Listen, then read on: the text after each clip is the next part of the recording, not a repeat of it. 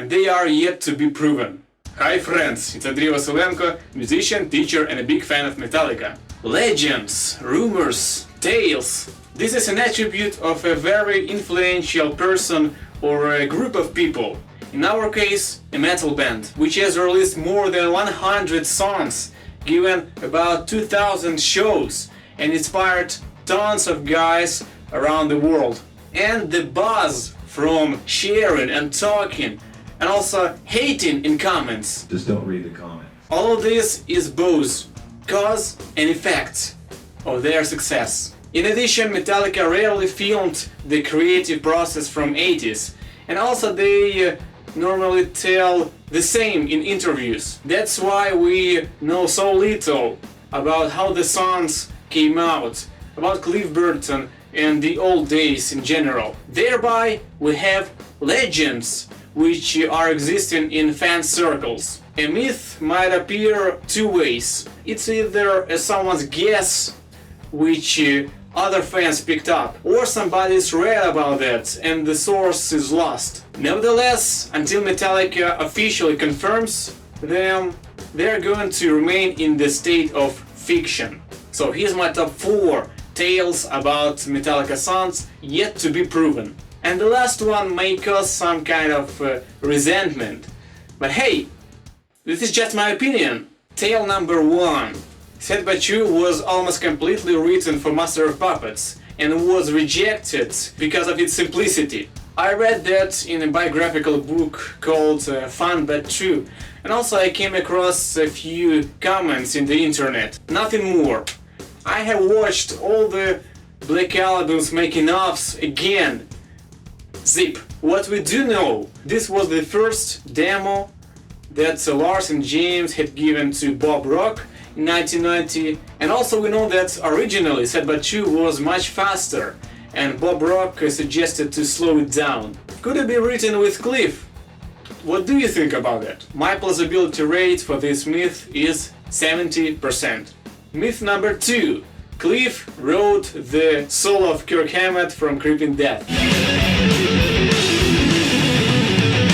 I made the statement in 1 or 2 comments and also in a tab called The Art of Cliff Burton, where the solo was transcribed for bass. And I don't have a clue where are the roots of this tale.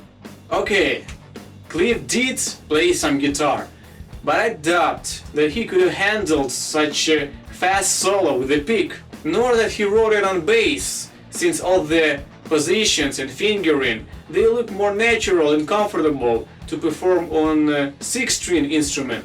Perhaps he could sing some melodies like Lars.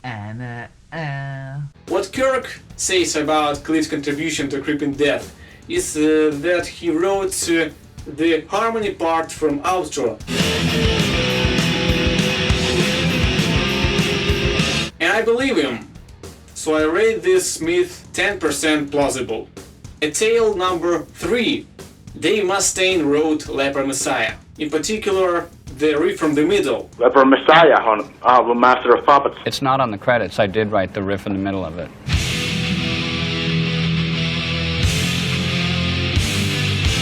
And there's also a rumor that the main riff also belongs to Dave.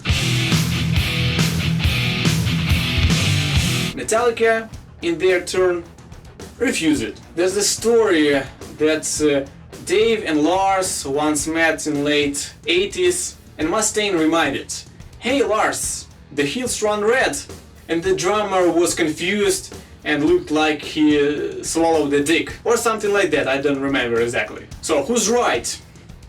As a big fan of both Metallica and Megadeth, I'm having a strange kind of pleasure judging it. They could have own reasons to blame his old bandmates, and we know them. And Metallica could have own reasons to not mention Mustaine in song credits. I believe that here's what might have happened. Metallica jammed and some of Dave's leftovers came out, so they decided to use those ideas, but dropping Dave's name for 2 possible reasons. The riffs ended up sounding pretty different from the original, and crediting a reckless ex-member of the band in yet a second album, and just for a few notes.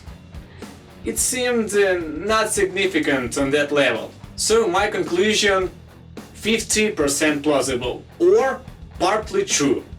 And now, another legend which have lately gone a bit viral among Metallica fans. The Cliff's demo for To Live Is To Die, which sounds like it's recorded in Pro Tools. Yes, To Live Is To Die is based on Cliff sketches. And here's an official demo from 1987. That's how a rough demo tape from 90s actually sounds.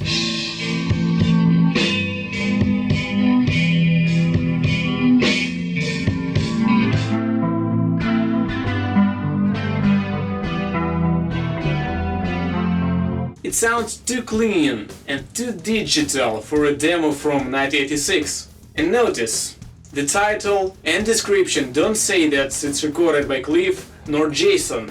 Anyway, whoever's done it, thanks for such a beautiful interpretation and tribute to Cliff. And now I appeal to those who inflated all of this. You know, I'm not going to say anything. Believe in what you want to believe. This is just my point. A regular guy who wrote a book about Cliff. Anyway, it will be very exciting if Metallica confirms that's Cliff's demo. So I rate this myth 25% plausible. So what do you think about that? Do you believe in those legends, tales, lost facts, or whatever? And if you have any proofs, please share them with us. Subscribe to my channel if you are a fan of metal and Metallica, and if you want to support what I'm doing, become my patron. Thanks for watching, guys. It's Andriy Vasylenko. Be in metal.